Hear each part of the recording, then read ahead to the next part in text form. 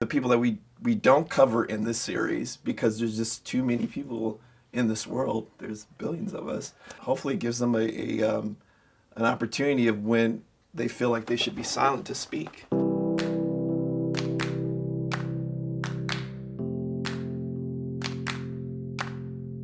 You know, on the outside, I just look like a white woman, right? My parents are first generation. So when people say to me, you have white privilege. Yeah, but it's like, well, okay. How can I walk softly? How can I open my heart and be part of this and say, yes, let me hear you? Our stories and our struggles is the way to educate people. So let's talk about it as opposed to automatically labeling like white privilege. You don't understand kind of thing. Right. And these are such beautiful, sensitive points. And at the same time, every single day is White Pride Day in America. That's, you know, the TV shows, the dolls, I really become aware of it as the mother of girls of color. I grew up in a primarily white suburb, and I was, you know, the brown Muslim girl. Like, I never felt beautiful as a child, and That's shocking. Yeah, no, because you made me think about that when I was younger, I wanted to be kind of that, like, white Barbie doll with the long blonde, like, soft hair, and, you know, no, I had the frizzy Arab girl hair. But I think that everybody has that. Like, when I grew up, I wanted curly hair, and my hair does not want to be curly. Like, I got a perm, and my hair was like, it's not happening.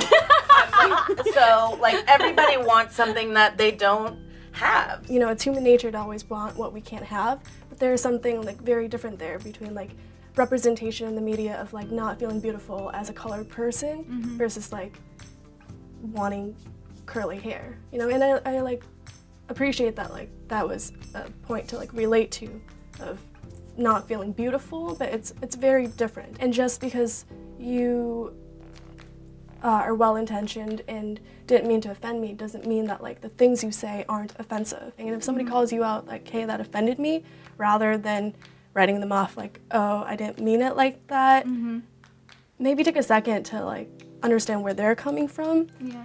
And, like, being okay with not knowing or not Having understanding. the courage to say, Yeah, like, I just don't get it. I don't know. Like, and being okay with being uncomfortable.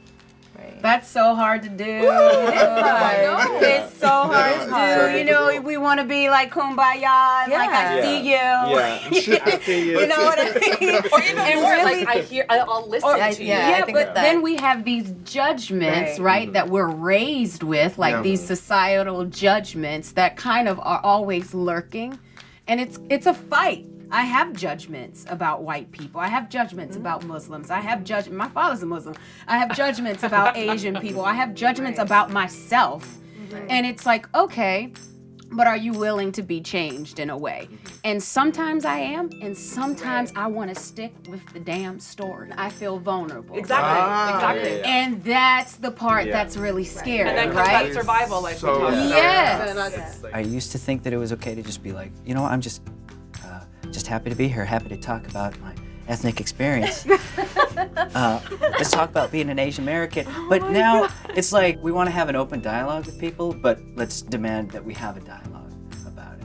If we can have this conversation, and I think we called each other out a few times, and, like, we took it really well. And I feel like if we can do that, then there's no reason anyone else can't. Putting ourselves out like this is the right thing to do. I think we're doing the right thing. And I hope that these videos reach people, and I hope it gets them to start talking.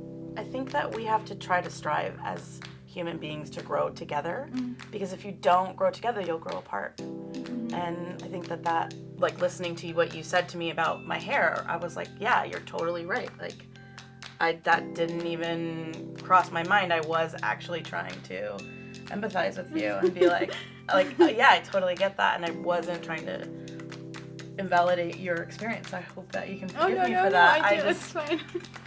Like, that's what this is about. Like, I grew in this, like, hour with you guys, and I'm so grateful to you guys for that.